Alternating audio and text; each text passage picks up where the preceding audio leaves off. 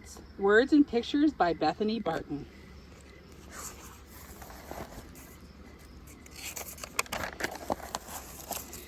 And we start out with all kinds of different bees. A squash bee that builds nests underground, a sweat bee that collects salt from our skin, a southeastern blueberry bee.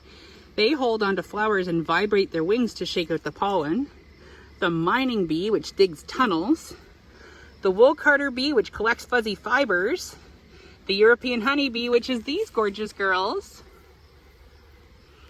The common bumblebee, which is the nice fuzzy ones you're used to seeing, and the cellophane bee. This is my best buddy, Edgar. We love all the same things, like board games and dinosaurs, strawberries and honey, and of course, bees, except that I don't really like bees, says Edgar. Sure you do. Didn't I tell you there's about 25,000 different kinds of bees to love? And we talked about some of those already. Like the carpenter bee, the sweat bee, the cuckoo bee, the metallic green bee, the cellophane bee, the horn-faced bee. Maybe, Edgar says. And then I told you all about 3 types of honeybees. So again, that's these girls here in their house. There's the queens. They are large females that make all the baby bees, and there's only 1 per hive. And then there's the worker bees, which are small, sterile females with stingers, and their job is to do everything else. They gather nectar, pollen, water, and make honey. Build and protect the hive. So here we've got a couple yellow jackets and a couple honeybees coming to visit us. And then we've got a picture of a drone, which is the boy bees.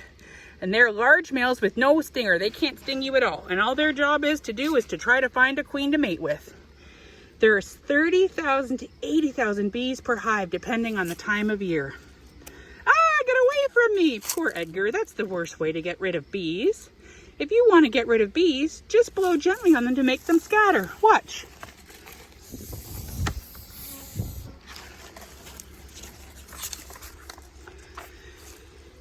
Whoa, thanks. Like I was saying, I don't like bees. But why? Well, mostly because they're stingers and attached venom sacs, which cause painful bee stings. That part you told me last week. Poor Edgar, last Sunday. There were brave tears and a super mean bee. But that was just 1 bee. Couldn't you still give the rest of the bees a chance? Maybe I just need to remind you how cool and weird a honeybee's anatomy is. Like, did you know that they've got 5 eyes? You can kind of see some of them on our friend who's visiting right now. There's one here on my thumb.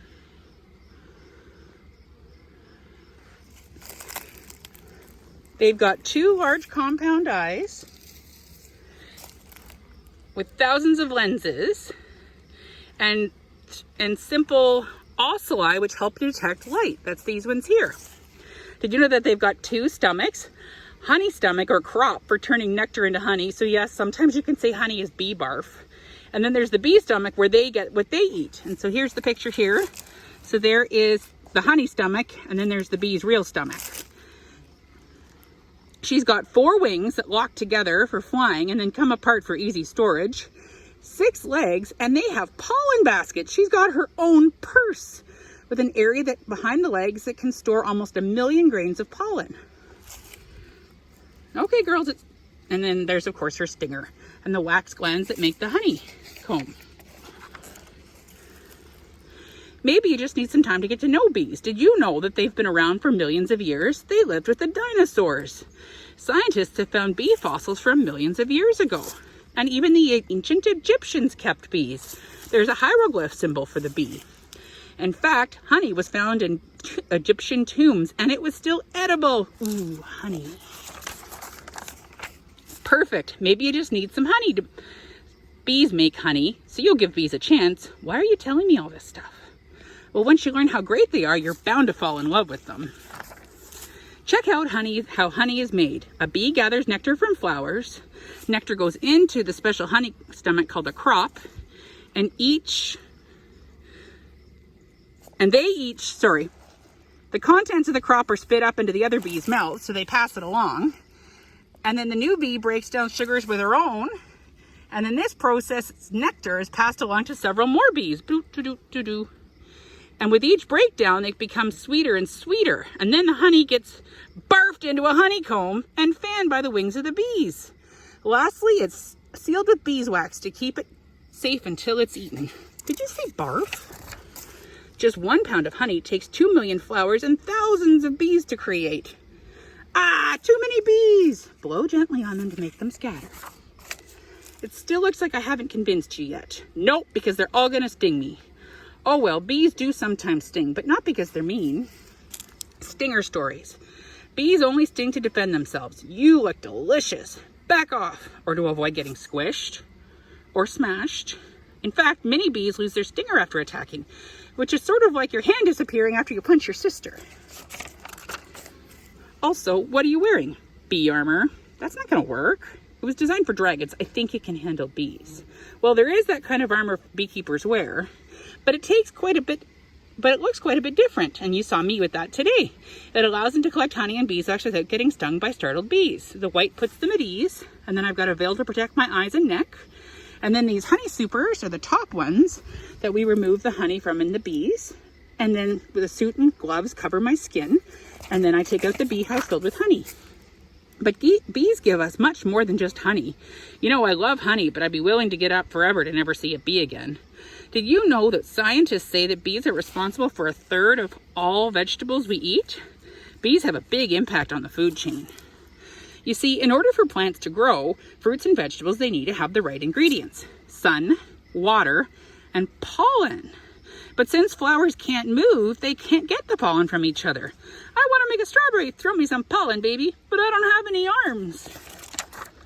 That's where bees fly in. A bee's fuzzy body catches the pollen from the flowers, and pollen falls into the next flower the bee visits. They're like a pollinator delivery service. It's Amazon, but for bees. They help give flowers the ingredients they need.